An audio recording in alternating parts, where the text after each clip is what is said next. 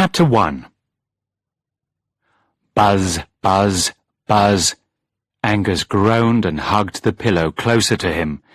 Maybe if he pretended to be asleep, the noise would just go away. Buzz, buzz. It stopped. But there was someone hammering on the wall. Or, no, it seemed to be closer.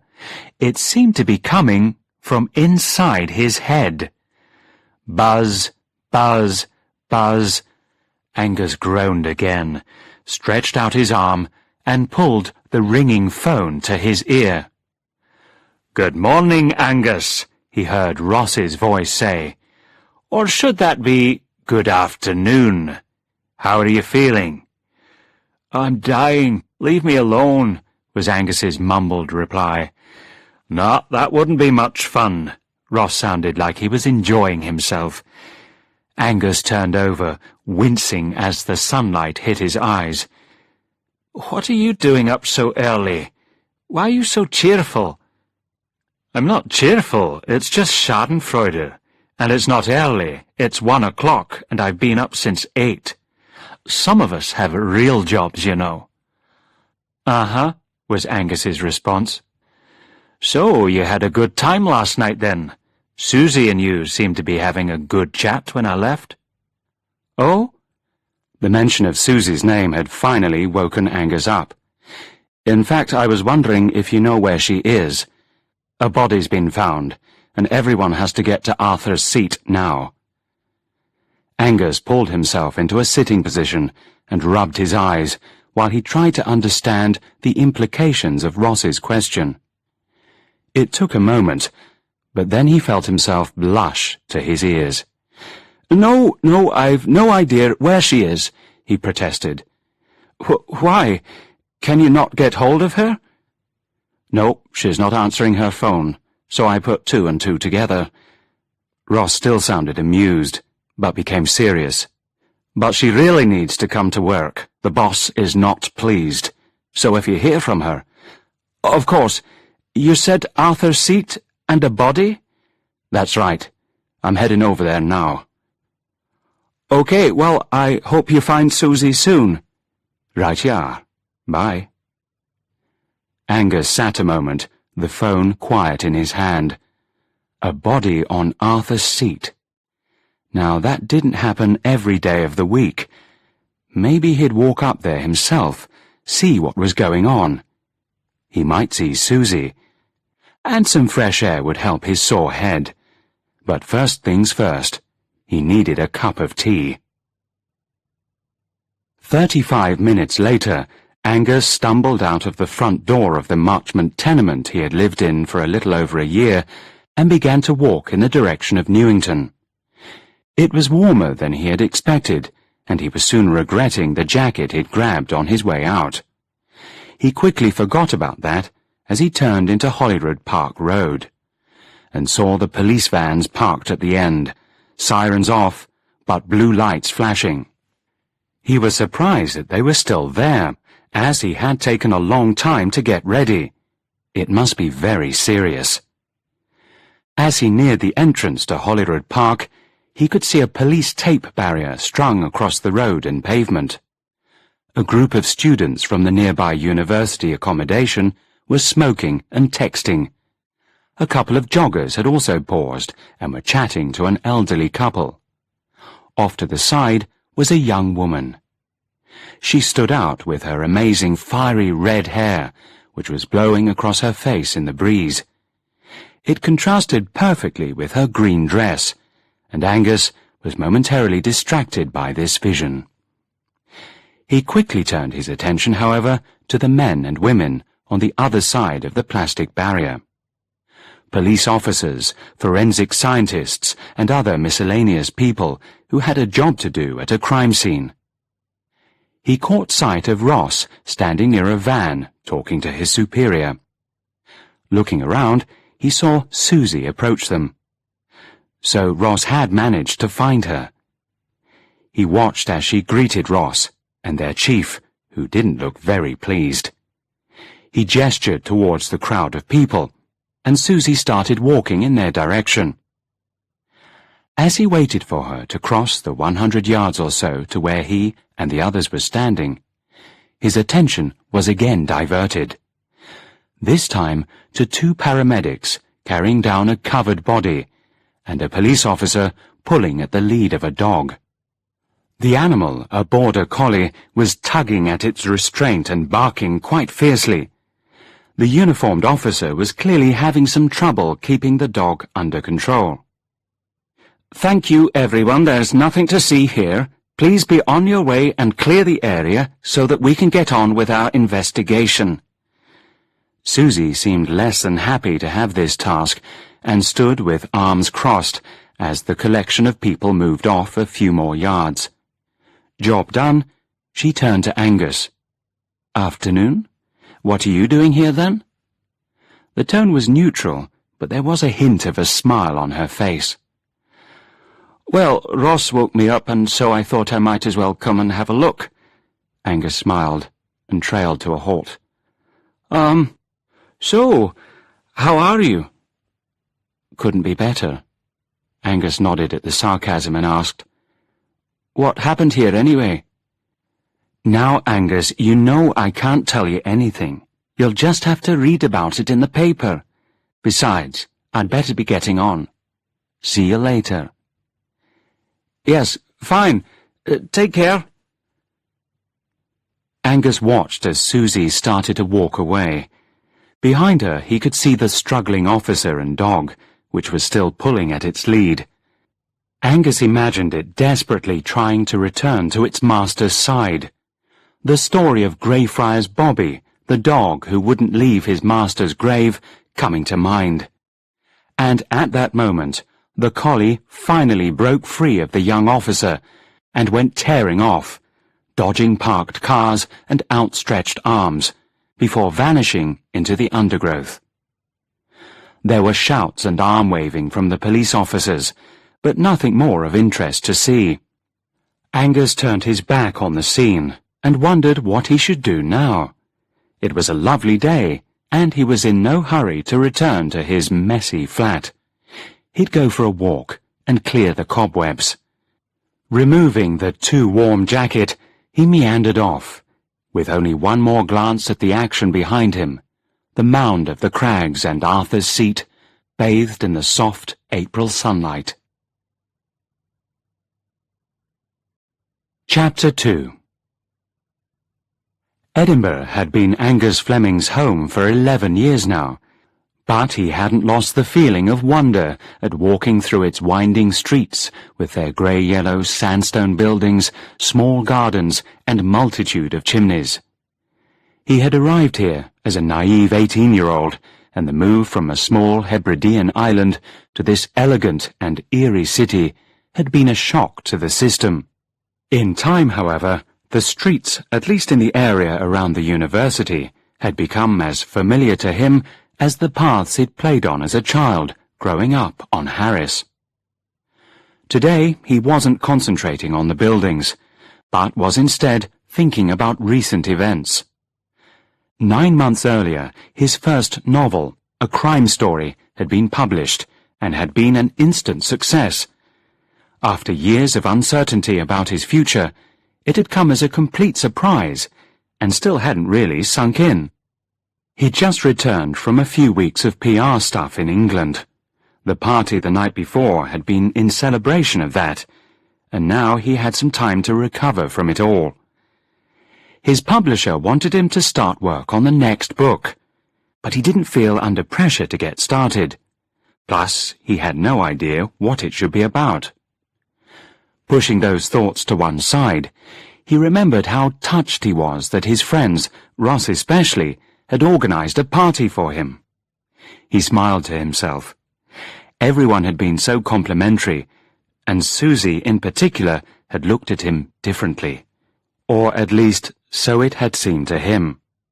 He just hoped he hadn't made a fool of himself. The end of the evening was a bit of a blur. Sighing, he stopped to work out where he was. Out of the corner of his eye, he caught sight of a black shape. It disappeared as he turned around. Was he still hungover? No. There it was again. 2 dark eyes, a pink tongue, and a quizzical expression. The lead hanging from its collar confirmed Angus's suspicion.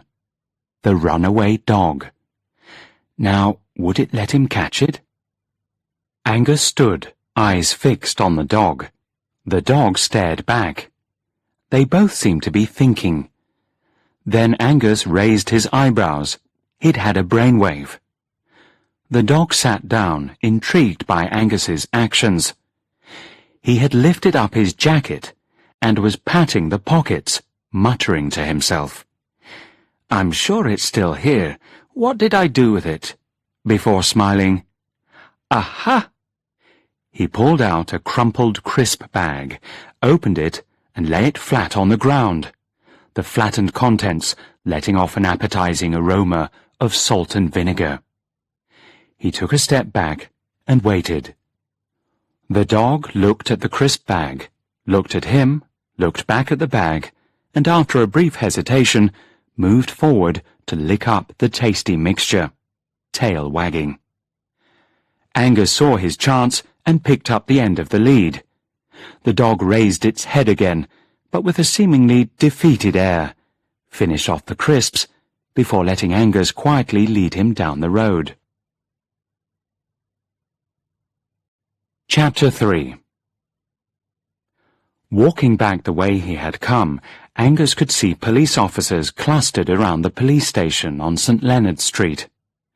Ross and Susie were there too. They spotted him with the dog, and a small group came to meet him a few steps away from the station. The dog started whining, then began barking again. "How do you find her? We've been looking everywhere," asked a young officer, taking the lead from Angus. The dog pulled on it. "Well, I was just walking through Dumbydykes when I—" Angus didn't get any further, because everyone turned to watch as a car drew up. An elegant woman, her face set tight in disbelief, got out. Susie muttered, "That must be the wife." Beside them, the dog's barking grew louder, and it pulled at the lead. Taking the officer by surprise, it once again got free and ran in the direction of the woman. She turned and was greeted by outstretched paws, a wagging tail, and silence. Angus frowned slightly, but before he could articulate his thoughts, the quietness of the dog around somebody it knew, the others were patting him on the back. "Well done, Angus," and wandering off back to their duties. "I'll give you a call later. Thanks for your help," Ross shouted over his shoulder, and was gone. Angus stuck his hands, now free of a lead, in his pockets, his jacket slung over the crook of his arm, shrugged, and turned towards home. He was hungry, so he popped into a cafe for something to eat, before walking over the meadows. As he crossed the grass on his way to Jawbone Walk, he spotted the red-haired girl from earlier. The intensity of the colour combined with the emerald green dress she was wearing made her unmistakable. She was standing at the edge of the path talking to a young man. Something in her body language, her shoulders hunched, one arm held tight around herself, said here was someone who was unhappy. There was something else about her posture that reminded Angus of something, but he couldn't pinpoint what. As he walked past them, he caught bits of what they were saying. From her, "I can't believe he's gone. What am I going to do?" And him, "You're well rid of—" When he was safely past them, Angus stopped and turned back. But they had also started walking, going up the hill towards George IV Bridge, her long red hair moving in rhythm to her step. Chapter 4. Angus found the events of the day difficult to put out of his mind. Who was the murdered man? Was the girl with red hair connected to him? But until he saw Ross and Susie, he'd have to leave his questions unanswered. And even when he saw them, he knew there was little they'd be allowed to tell him. Instead, he decided to try and do some writing, get back into a routine after weeks of being on the road. But his heart wasn't in it, and he spent the following 2 days staring at a blank computer screen, pacing his flat, and trying to persuade his brain to cooperate. It ignored all his entreaties, and so Angus contemplated the pile of ironing instead, pondered about dinner, wondered at the football results, and dreamt about Susie's blue eyes and dimply smile. The only break from this mental torture had been popping out to buy some milk and the evening newspaper. This could at least satisfy some of his curiosity regarding the dead man. News of the murder had been made public, and the local paper provided some basic details about the victim. He was the owner of a small gallery in Stockbridge, married with no children.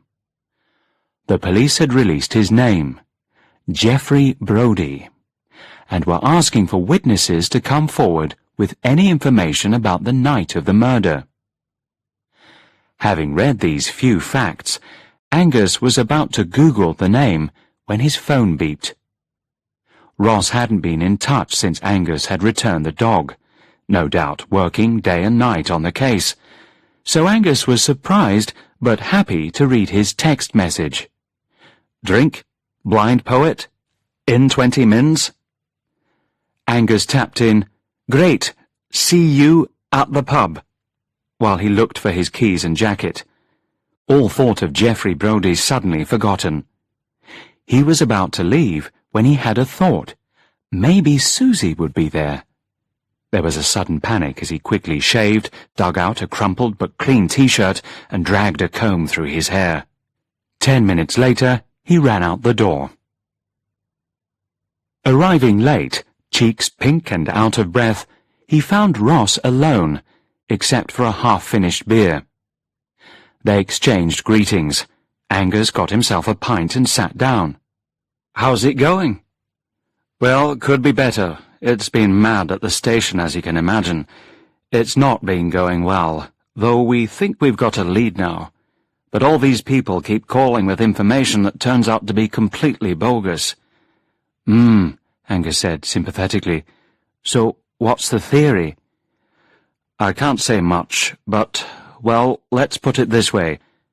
Brodie seems to have had some very shady friends." "What kind of thing? Handling stolen goods? Drugs?" Ross gave a non-committal shrug. Angus was quiet a moment. "So, do you think a deal went wrong or something and ended badly for him?" "Something like that." Angus nodded. The germ of an idea had been planted, perhaps the start of a new story. His mind wandered as he supped his pint and looked unseeingly at the familiar poster-covered walls of their favourite pub. His daydreaming was interrupted by Ross getting up to greet Susie, who had just walked in the door. Angus's heart began beating just that little bit faster. "You made it then. Angus is in a world of his own again, so I could use the company." Ross grinned. "Same as usual?" Susie just nodded as she sat down with a sigh. "Hi, Susie. Long day?" Angus stammered. Yeah. It's been non-stop." She did look tired, but Angus would never have let on he thought this. They were silent while they waited for Ross to return with her drink. "Thanks," was her reply, when Ross brought over her G&T. She took a sip and finally smiled. "That's better. So, Angus, how are you? What have you been up to?" With that, the conversation started up again.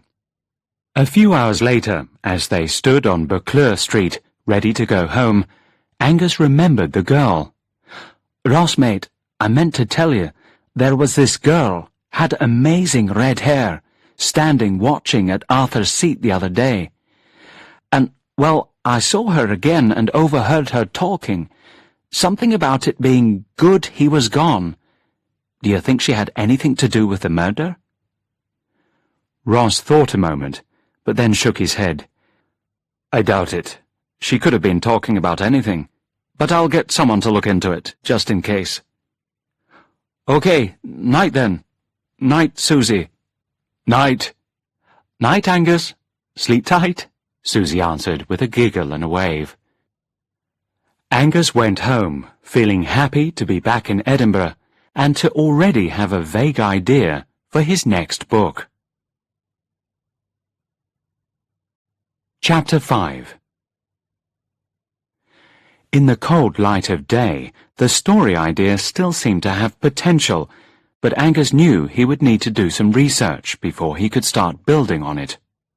He jotted down a few notes, but quickly turned his attention to Google and Wikipedia, surfing for anything he could find on gallery owners, contemporary painting, and the Edinburgh art scene. As a child, he'd loved reading, losing himself in new worlds, which couldn't have been more different from the reality of his island life. He'd also written short stories and poems, but it was only when he started writing his first novel that he felt he'd finally found something he was good at. Nevertheless, the amount of research involved had surprised him, but had also thankfully turned out to be a pleasant, if sometimes frustrating, task. At the moment, though, he could relax and enjoy it. After an hour or two, while taking a break from the computer, Angus remembered a university friend who conveniently worked in a local gallery run by a Kathleen Reed. She could perhaps help with some general information about what was involved in running a gallery, and also might have some gossip about Geoffrey Brodie, who Angus still couldn't get out of his mind. He sent her a message on Facebook to ask if they could meet. She clearly had time to kill, as an answer arrived only half an hour later. By 12:30, Angus and Amy were sitting on a bench with takeaway rolls from the deli, a few tulips swaying in the breeze beside them. "So, what is it you'd like to know?" Amy asked as she tucked into her panini. "I've got an idea for a story, and it revolves around a gallery owner from Edinburgh." "Is this to do with Brodie?" Yes, in a way. He's the spark for the whole thing." "Why? Did you know him?" "Only by reputation. Kathleen knew him, and I've often heard her talk about him. From what I can gather, he was a terrible flirt with a penchant for young female artists. He'd offered them his support, and, as his gallery was successful, it was good to have him on your side. In return, well, who knows what he expected in return, but I wouldn't have wanted to be in his debt." "But his wife, did she know?" "Must have done. But she had a good life with him, could swan about the city and jet off to Paris for the weekend, so why would she rock the boat?" They were quiet for a moment, eating their lunch. Angus turned over this new information. He wondered if this was common knowledge. Maybe he should give Ross a call and tell him, though he probably knew about it already. "Was there anyone in particular he was meant to be involved with?" "I don't know. There seem to have been several over the years. Can you use that for your story?" Amy looked at him hopefully. Yes, possibly. It's still in the very early stages, and I'm not sure what direction it might take, so everything could be useful. Thanks." "Not at all," she replied, satisfied. "Glad I could help. But I've got to be getting back. Catch up again soon?" Angus nodded and watched Amy as she walked back towards her work. He found his phone and called Ross. He repeated the gossip Amy had passed on, but Ross didn't seem that interested. "We think we've got our man. Found a connection between Brodie and a guy we've been watching for years. Deals in stolen art, but has never been convicted. He's been brought in for questioning." The call ended, but Angus stayed sitting, people-watching and enjoying the spring sunshine. A group of art students walked past, and he was reminded of the red-headed girl in the green dress. Who was she? And was she connected to Brodie? Why did he even assume she was an artist? And what about Brodie's wife? Would she really just sit back and let her husband have affairs? The police may well have found the murderer, but Angus couldn't help wanting to know more about the people connected to the dead art dealer. Perhaps a visit to Brodie's gallery would provide some of the answers. Chapter 6. As the sun burned through the morning haar, Angus set off on foot in the direction of Stockbridge, the arty area of the new town. Brodie's gallery was located in Rayburn Terrace, the main street running through Stockbridge. It would be a fairly long walk, but a pleasant one, taking him through the old town and into the Georgian terraces of the new. With any luck, the mist would lift enough to allow a view over to Fife and the hills to the north of the city. Angus found walking helped the creative process. Today, though, he simply let his mind wander. It was too glorious a day to think about work. And in no time, it seemed, he'd arrived at the gallery. Brodie's written in chic silver lettering above the door. Looking through the window, Angus could see the cliched interior of a gallery. White walls, pale wooden floors, minimal furniture. Some brightly coloured canvases were hung on the walls, and a roughly hewn sculpture sat in the corner. Stopping to compose himself, he was surprised to see the crisp-loving border collie tied up to some railings. Brodie's wife must be here.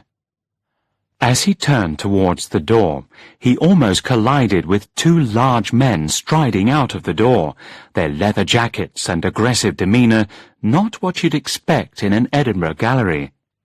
Slightly flustered, he watched them walk away before entering the gallery. He stopped in front of the first picture and stared at it, but didn't really see it. He was wondering who the men were and what they wanted. Slowly, he forced himself to focus. He'd tie himself in knots if he weren't careful, always imagining the worst. Calm again, he concentrated on what he was looking at. A landscape of a sunny beach, the sea gently lapping at the shore. Adopting the manner associated with people looking at paintings, he moved slowly and quietly around the room, head tilted slightly so as to better enjoy the pictures. As he walked past, he noticed that a door at the back of the gallery, probably to an office or a storeroom, was slightly ajar. However, he couldn't hear anything, so continued. Back at the front door, he started again, this time reading the captions and moving more randomly here and there. It didn't take long to realize the paintings were all by the same person, a woman called Katrina MacPhair. Finding a leaflet on the desk at the front, he read a short biography of her. She was from Inverness, in her late 20s, had studied in Edinburgh, and was a fan of the colourist movement, something which was evident in her paintings. Bold colours, vivid landscapes, and still lifes. An enthusiasm for all things Scottish. There was no photo of her, but Angus couldn't help wondering if this was the girl with the red hair. Deep in thought, he was startled by a voice. "Hello, I'm sorry, I didn't hear you come in." He recognized the tall woman as Mrs. Brodie. She was expensively dressed, and could have been anything between 40 and 60. She looked poised and steady, but a slight redness around the eyes and nose belied this. She also didn't look too happy to have a visitor. "Hello, the paintings caught my eye, so I came in for a closer look." He stopped and waited for a reply. Mrs. Brodie turned to look at the painting nearest them, a brief appearance of pain on her face. Is everything all right? You look... I'm sorry." Angus reached out a hand towards her. He suddenly felt very guilty for intruding on this woman's grief and misfortune. He was ashamed of letting his curiosity get the better of him, but didn't know how to put it right. She had now completely turned away from him, her hands held up to cover her face, clearly trying not to cry. "Should I go?" "I should go." Angus took a step towards the door. No, please stay. I'm sorry, I just need a moment. Please, have a look around." With her head bowed, she walked back to the small office. Angus hovered, unsure of what to do, but as she had left the door open, he took a few steps towards it.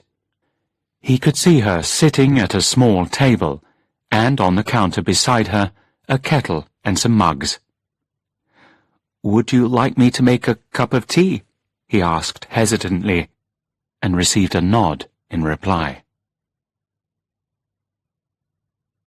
Chapter 7.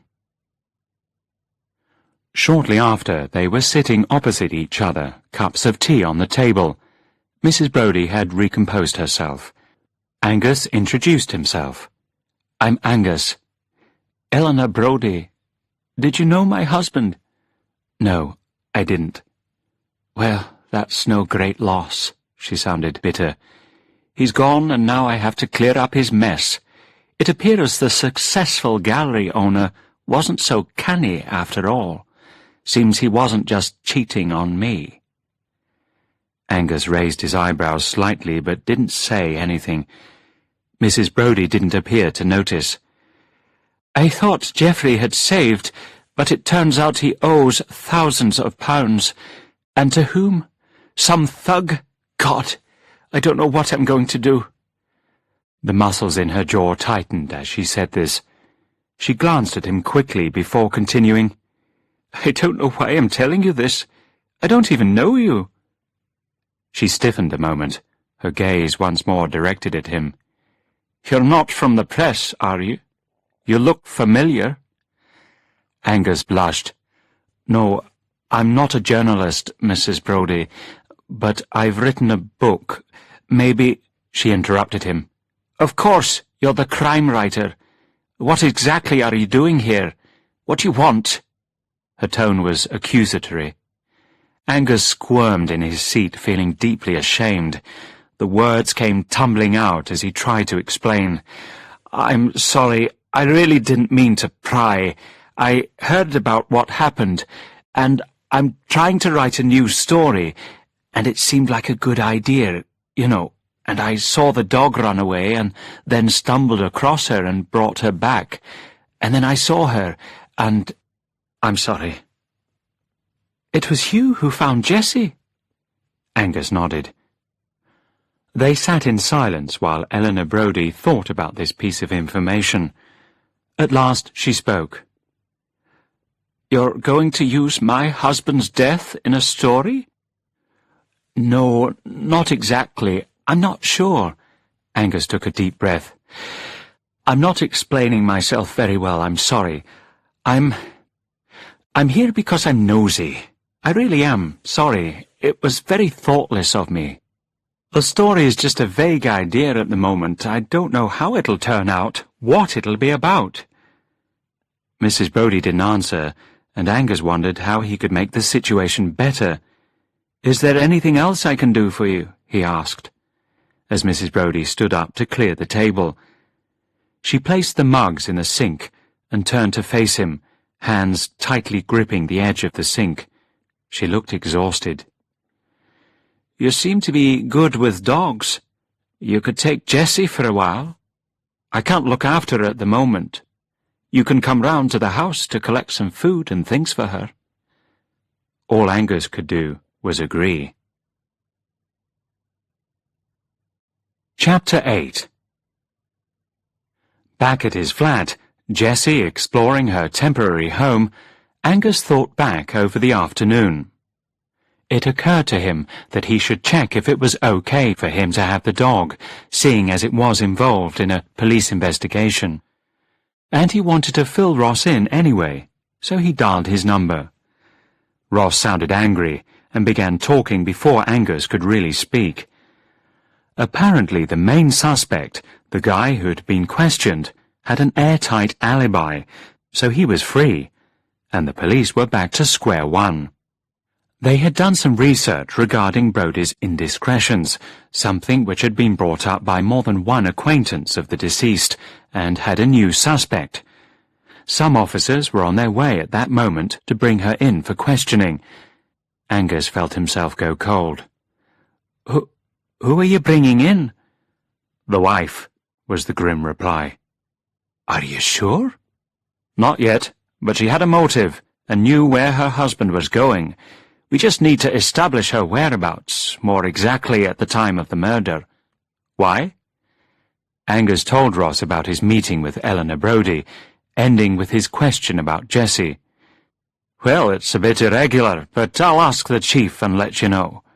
And I know she seems respectable, and he was a scumbag, but that doesn't mean she didn't do it. I've got to go, but I'll get back to you shortly. In the meantime, keep the dog with you and take care of her."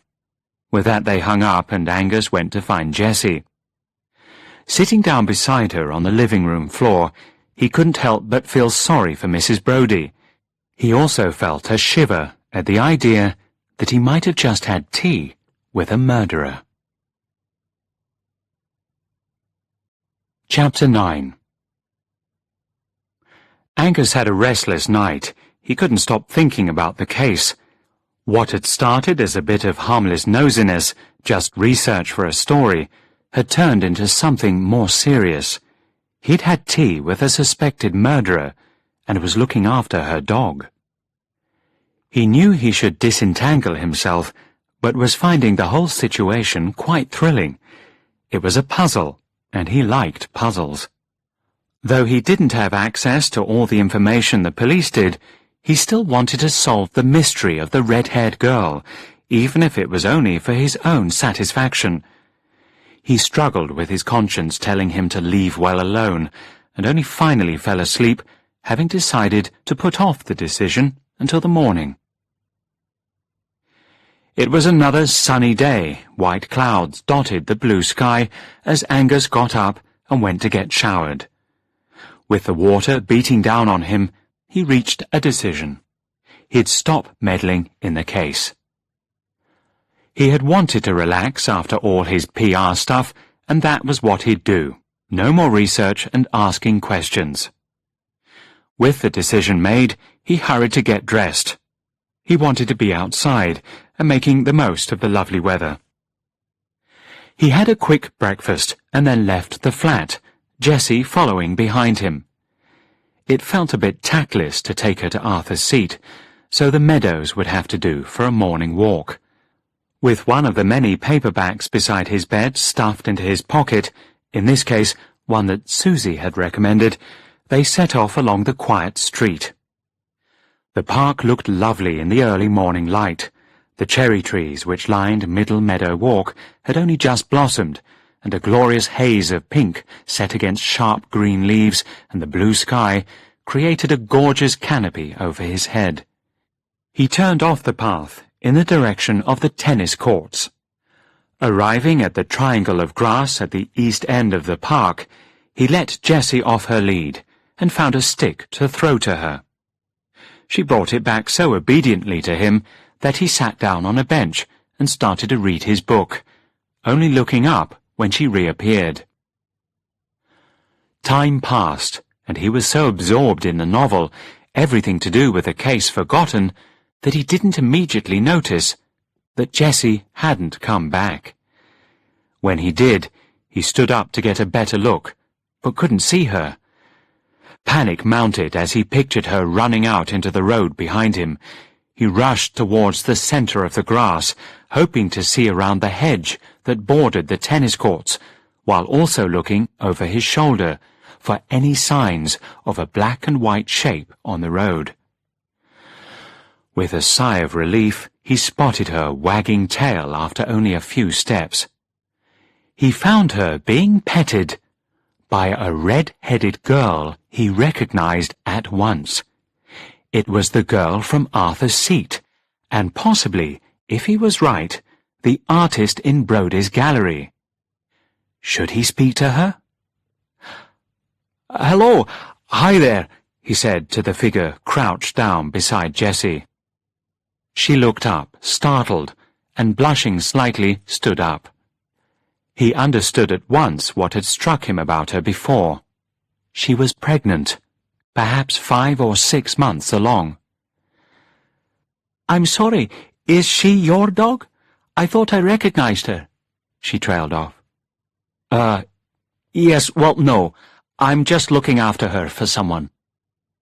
There was a moment's awkward silence, and she looked as if she was about to go. "I think I've seen you before, at Arthur's Seat, when the body was found." Angus voiced the first thing that came to mind, wanting to see how she would react, and was both pleased and disappointed to see the colour drain from her face, and her air of discomfort be replaced by one of anxiety. "No, I think you must be mistaken. I really must be going now." And with that she turned and was halfway up the path before Angus could do anything.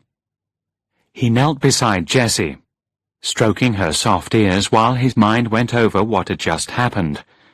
For a dog that so disliked strangers, Jessie had been incredibly calm and quiet with the woman.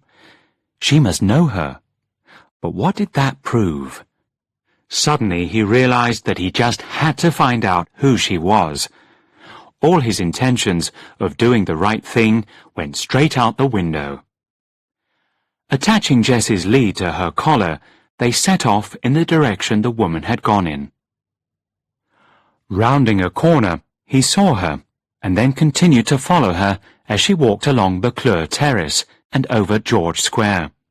He almost lost sight of her as she weaved around the students that were going to and from classes. At Bristow Square, she turned right, and disappearing under the overpass at Potterrow and going against the stream of law students, hurried down the cobbled lane to Chambers Street. Nearly colliding with a skateboarder, he reached the street corner and didn't know at first which way she had gone. Standing on tiptoe, trying to get a better look, he finally thought he saw someone with red hair going through the revolving door of the museum. Apologizing to Jessie as he tied her up outside, he also entered the light-filled Victorian atrium and stopped again. The place was packed. Tourists, pensioners meeting for lunch, school kids crowded around the fountains with the goldfish, and museum wardens directing people to different parts of the collection. She could have gone anywhere. Angus would just have to take his chances. Maybe he'd be lucky. Climbing the stairs to the second floor, he walked into the calm and quiet of the Asian collections. Ceramics, glassware and textiles were all neatly displayed behind glass in metal-framed cabinets. The museum was a maze, and it wasn't long before Angus was lost in its charm, his hope of finding the girl fading. He became absorbed in the artifacts around him, and nearly jumped out of his skin when someone said, "Why are you following me?" It was the girl with red hair, and though she spoke quietly, she was clearly angry. Angus again said the first thing that came to mind. "Are you Katrina MacPhair?" "Why do you want to know?" Angus took that as a yes. "I saw you at Arthur's Seat when they brought down the body." The girl didn't react, so Angus continued. "He was, or still is, exhibiting your paintings, so you must have known him, and I think you knew him very well. Is that right?" "Who are you? What has this got to do with you?" "Nothing. It's got nothing to do with me," Angus admitted. "I was just intrigued." He was aware of how lame this sounded, and waited for her reply. She looked him up and down, and must have decided he looked harmless, as her posture relaxed a little. "Yes, I knew him well." She touched her rounded stomach, and her look confirmed what Angus had suspected. Brodie was the father. "But I didn't kill him, if that's what you think. I was angry, but I would never have done that. I loved him," she added softly, eyes on the ground. Then she looked up at him, expression firm once again. "So leave me alone. I don't ever want to see you again." Angus nodded shamefacedly and waited until she had left before slowly making his way to the exit to collect Jessie and go home. He believed her and only wondered what that meant for Eleanor Brodie. Chapter 10. He heard nothing from Ross or Susie for a few days and didn't want to bother them by calling. He had to make do with the newspaper and whatever they printed, but besides learning more about Brodie in his obituary, there was very little new information. He tidied his flat, walked Jessie, and spent as much time outside as he could. Coming out of the cinema one afternoon, a sudden shower having forced him to take cover, he turned on his phone to find Ross had tried to call. Dialing his number, he was surprised when Susie answered. "Hi, Angus. Ross is just at the bar. We're at the Pear Tree House. Do you want to come and join us?" "Hi, Susie. Does that mean you've solved the case, then?" "Yes, we're celebrating, or rather recovering from the whole thing. So, are you going to come or not? I haven't seen you for a few days." Angus's smile widened at her use of the first-person singular and assured her that he was on his way. But could she say first who they'd charged with the crime? "Well, you know I can't do that. But I suppose there's no harm in you guessing." "Was it Eleanor Brodie?" "Yup. But you'll have to wait for the papers to find out more. Now get a move on. Your beer won't wait forever." Angus laughed and hurried off towards the pub and his friends.